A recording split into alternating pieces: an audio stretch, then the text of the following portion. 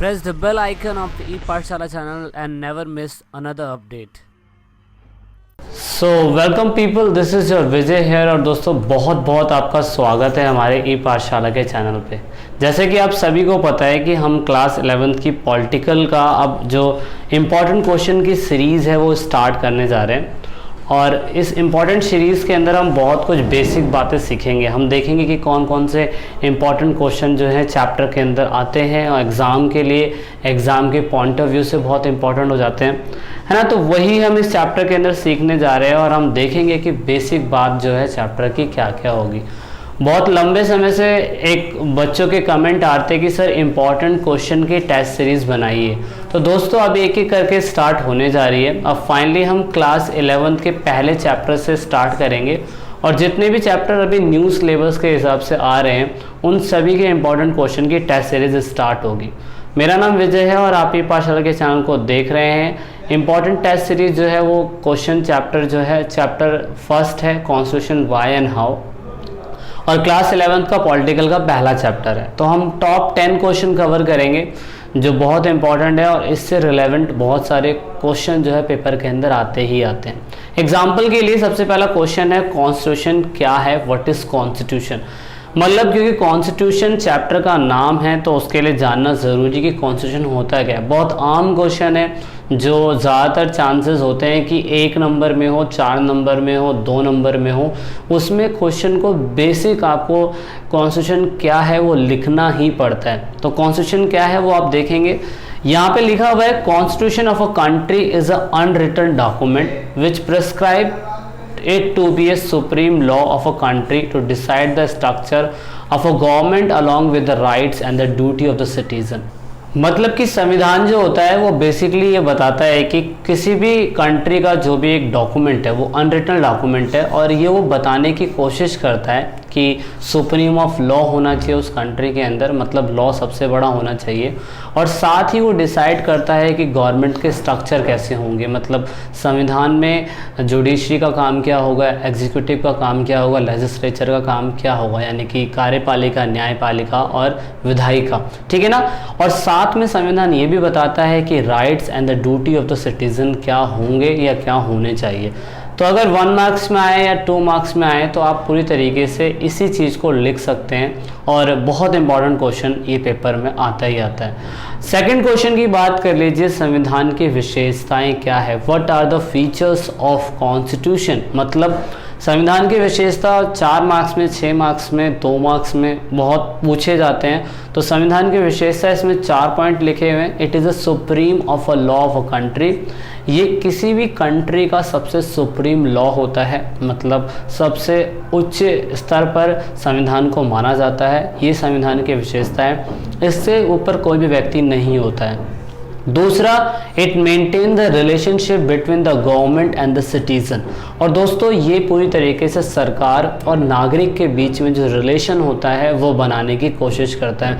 मतलब सरकार भी उतना ही काम करेगी जो संविधान उसे बोलती है और नागरिकों को भी उतना ही सब रिलेशन मिल सकता है या कॉन्स्टिट्यूशन के अकॉर्डिंग जो काम हो सकते हैं वो उन दोनों के बीच में कोऑर्डिनेशन बना पाएगा। दूसरा जो फीचर है, it constitute the structure of the government. और ये बताता है कि गवर्नमेंट का स्ट्रक्चर कैसा होगा, मतलब कार्यपालिका का कैसा होगा, न्यायपालिका का कैसा होगा, जुडिशरी का कैसा होगा, ये कॉन्स्टिट्यूशन ही बताएगा। ये कोई सरकार या कोई गवर्नमेंट या कोई रूलिंग पार्टी या अपोजिशन पार्टी तय नहीं कर सकती है। दूसरा, it tells who would play an important role in the decision making of a power. मतलब ये भी बताता है कि किसी का कार्य क्षेत्र अगर कुछ भी हो तो उसमें कौन डिसीजन ले पाएगा। मतलब अगर राम मंदिर की बात होगी तो उसमें डिसीजन कौन लेगा, अगर उसमें बाबरी मस्जिद की बात आएगी तो उसमें डिसीजन कौन लेगा, अगर उसमें एजुकेशन से रिलेटेड बात आएगी या जो भी हॉस्पिटलाइजेशन से हॉस्पिटल को इम्प्रूवमेंट करने की बात आएगी, तो कॉन्स्टिट्यूशन के अंदर वो सारी चीज़ें लिखी हुई है और बताया गया है कि किसका क्या काम होगा। तो 4 मार्क्स में पे चारों के चारों पॉइंट लिख सकते हैं। दोस्तों मैं हिंदी और इंग्लिश दोनों में बता रहा हूँ, अगर आपको हिंदी में नहीं मिल रहा है तो दोस्तों उन चीज़ों को आप सुन के लिख सकते हैं, ठीक है। तो दोस्तों अब हम क्वेश्चन नंबर 3 की बात करेंगे। क्वेश्चन नंबर 3 के अंदर क्लियरली लिखा हुआ है, what is the nature of India as per the preamble of Indian constitution. मतलब भारतीय संविधान के अनुसार प्रस्तावना जो है भारतीय संविधान की जो प्रस्तावना के अनुसार भारत की प्रकृति क्या है।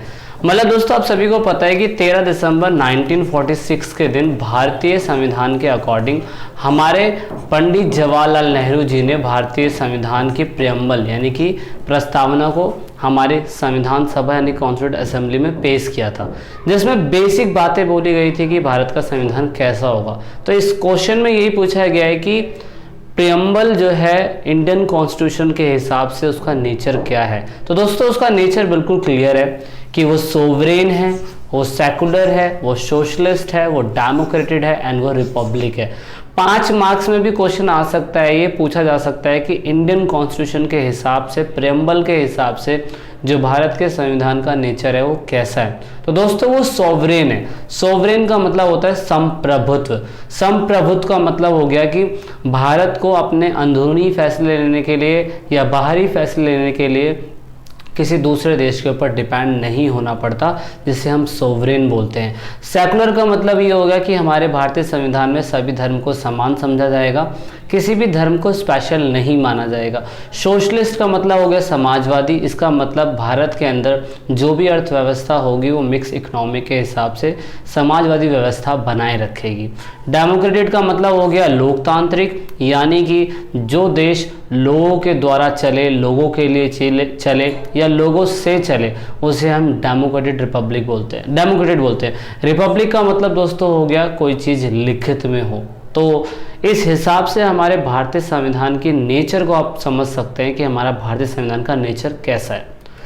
अगेन बात कर लेते हैं कॉन्स्टिट्यूशन क्वेश्चन नंबर 4 की, और क्वेश्चन में लिखा हुआ है संविधान के कार्यों का उल्लेख करें जिसने हमारी सरकार की कुछ सीमाओं को तय किया है, लेकिन दूसरी ओर ये नागरिक के लिए पक्षधर है। मतलब mention the function of the constitution which set of limits of our government but in the other hand it favour the citizen. मतलब तुम्हें बताना ये है कि भारतीय संविधान के अकॉर्डिंग जो मतलब सरकार की कुछ जिम्मेदारियां हैं उसमें कुछ लिमिटेशंस भी बनाई हुई है। तो वो कैसे बनाई गई है? The constitution set some limits on what the government can impose on its citizen. संविधान में वो सारी चीज़ें लिखी हुई है जो सिटीजन के ऊपर उन्हें अप्लाई करनी है। मतलब संविधान में उतना ही लिखा हुआ है जो सिटीजन्स को मानना पड़ेगा। ऐसा नहीं है कि कोई भी संविधान का जो मेकर होगा वो ज़बरदस्ती किसी भी सिटीजन यानी कि नागरिक के ऊपर कोई रूल एंड रेगुलेशन इम्पोज कर पाएगा। वो ज़बरदस्ती कुछ भी नहीं कर सकता। क्यों? These limits are fundamental in the sense that government may never transgress them. मतलब कभी भी जो सरकार होगी वो उन फंडामेंटल्स को सिटीजन्स के ऊपर ज़बरदस्ती थोपेगी नहीं। मतलब कहने का ये है कि कुछ सेट रूल्स एंड रेगुलेशन है कॉन्स्टिट्यूशन के अकॉर्डिंग लोगों के लिए। क्वेश्चन नंबर 5 की बात कर लेते हैं। क्वेश्चन नंबर 5 के अंदर ये बताया हुआ है कि संविधान की आवश्यकता क्या है या संविधान का महत्व क्या है। What is the need and the importance of the constitution. मतलब संविधान की विशेषता क्या है और संविधान की आवश्यकता क्यों है हमें। 6 मार्क्स का क्वेश्चन आता है। तो दोस्तों संविधान की आवश्यकता हमें बहुत प्रकार से हो सकती है, जिसमें सबसे पहला इसका ऑप्शन आता है it minimise the change of dispute among the various organs of the government. मतलब आवश्यकता हमें इसलिए पड़ती है क्योंकि ये पूरी तरीके से डिस्प्यूट यानी कि झगड़ों को कम कर देता है जितने डिफरेंट इंस्टीट्यूशंस होते हैं उनके बीच में। क्यों? क्योंकि दोस्तों as it is clearly defined their powers and the function separately. जबकि संविधान में उनके कामकाज को और उनके शक्तियों को क्लियरली बताया गया है कि लोकतंत्र के हिसाब से, संविधान के हिसाब से जुडिशरी का क्या काम होगा, एग्जीक्यूटिव का क्या काम होगा या लेजिस्लेचर का क्या काम होगा। लोकतांत्रिक व्यवस्था भारतीय संविधान के लिए सबसे ज़्यादा इम्पोर्टेंट है और भारतीय संविधान में क्लियर बताया गया है कि डिस्प्यूट को ख़त्म करना है यानी कि झगड़ों को ख़त्म करना है। तीसरा पॉइंट इसका यह है it also control the miss use of the power by the government. और ये भी कंट्रोल करता है संविधान की कोई भी गवर्नमेंट जो है अपने शक्तियों का मिसयूज़ ना करे, वो लिमिटेशन ही हो गई। चौथा है it safe guards the fundamental rights of the citizen. दोस्तों संविधान जो है हमारे मौलिक अधिकार की रक्षा करता है, सुरक्षा करता है, सेफ गार्ड है पूरी तरीके से। क्वेश्चन नंबर 5 क्वेश्चन नंबर 6 के अंदर बताया हुआ है भारत के भारत के विशेष संदर्भ में लोकतांत्रिक से आप क्या समझते हैं? What do you mean by the democrats with the special reference to the India? मतलब अगर भारतीय संविधान के अंदर लोकतांत्रिक का मीनिंग जो है वो क्या बताया गया है, तो सिंपल शब्दों में दोस्तों ये बताया गया है, Democrats donate to choose democracy as the way of life and run the administrative through the democratic institution like legislature, executive, free and fair judiciary। मतलब डेमोक्रेसी का मतलब ये हो गया कि ऐसा जीने का तरीका लोकतंत्र के अंदर जिसमें कुछ भी कामकाज हो वो उनकी प्रशासनिक व्यवस्था के द्वारा ही हो। जैसे लेजिस्लेचर का काम लेजिस्लेचर करेगी, यानी कि जो लोकसभा होती है वो करेगी, एग्जीक्यूटिव कार्यपालिका वो करेगी, और उसके बाद जुडिशरी न्यायपालिका जो होती है वो फ्री एंड फेयर होनी चाहिए, उसे ही डेमोक्रेटिक कहा गया है। सिंपल शब्दों में अगर आप समझे तो डेमोक्रेट्स वर्ड्स का मतलब प्रेम्बल के अंदर यही होता है, सोशल एंड इकोनॉमिक डेमोक्रेसी बनी रहनी चाहिए। मतलब लोगों को डेमोक्रेसी का मतलब सिंपल शब्दों में ये है कि एक ऐसी व्यवस्था जिसमें जनता जो है अपने नेता को फ्री एंड फेयर समझ और चुन सके, और साथ में कुछ भी कामकाज हो तो वहाँ की व्यवस्थाओं के हिसाब से ही होना चाहिए। क्वेश्चन नंबर 7 के अंदर बताया हुआ है संविधान की प्रस्तावना क्या है, मतलब what is the preamble of the constitution. आपको पता है कि प्रीएम्बल ऑफ द कॉन्स्टिट्यूशन 13 दिसंबर 1946 के दिन हमारे भारतीय संविधान में जो पंडित जवाहरलाल नेहरू जी हैं उन्होंने प्रस्तावना को पेश किया था, और इसी को देखकर ही हमारे देश का संविधान बनाया गया था। तो इसीलिए क्वेश्चन ये बहुत इंपॉर्टेंट बन जाता है कि what is the preamble of the constitution, Bharat की प्रस्तावना, संविधान की प्रस्तावना क्या है ना। तो वो क्या है, आप आंसर दे सकते हैं।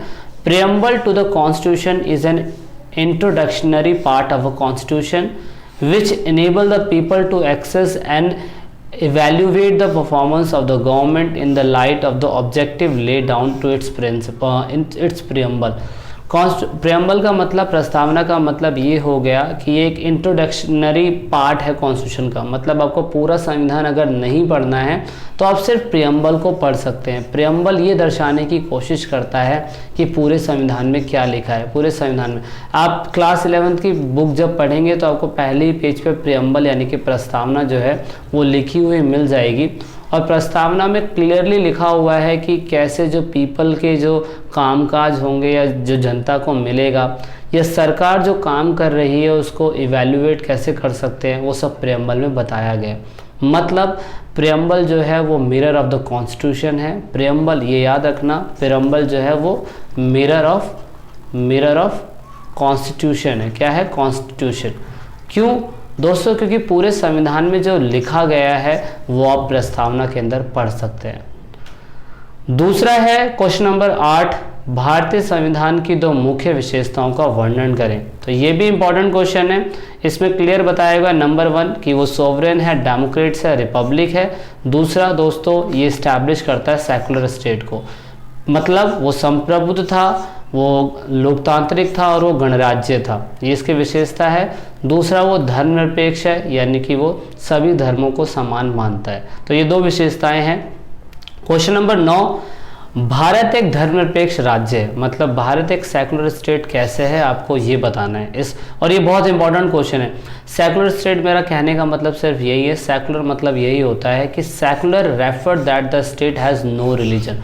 आप देखेंगे गुजरात जाइए, महाराष्ट्र जाइए, बिहार जाइए, उत्तर प्रदेश जाइए, वहाँ पे कोई स्पेशल धर्म नहीं है, वहाँ पे सभी धर्मों को समान समझा जाता है, और इसी का मतलब हो गया सेकुलर स्टेट। अगर आप यूपी में जाएंगे तो आप स्पेशली हिंदू धर्म को नहीं देखेंगे, आप सभी धर्मों को एक साथ देखेंगे। हमारे भारतीय संविधान में ये आर्टिकल नंबर 42 अमेंडमेंट के थ्रू हमारे भारतीय संविधान में आया था। लेकिन दोस्तों मेरा क्वेश्चन आपसे ये है, आपको ये बताना है कि कौन से ईयर में आया था, विच ईयर, कौन से ईयर में 42 अमेंडमेंट हुआ था जिसका रिलेशन कहीं ना कहीं सेकुलर स्टेट से रिलेटेड है। तो भारतीय संविधान में सेकुलर स्टेट है, इसीलिए सभी धर्म, सभी जातियां, सभी बोलियां अभी भी बनी हुई हैं। हर स्टेट के अंदर हर धर्म के लोग, हर भाषा बोलने वाले लोग रहते हैं। तो ये इसका आंसर हो सकता है। क्वेश्चन नंबर 10 है जो सबसे इम्पोर्टेंट लास्ट है। हमें अपने संविधान का सम्मान क्यों करना चाहिए।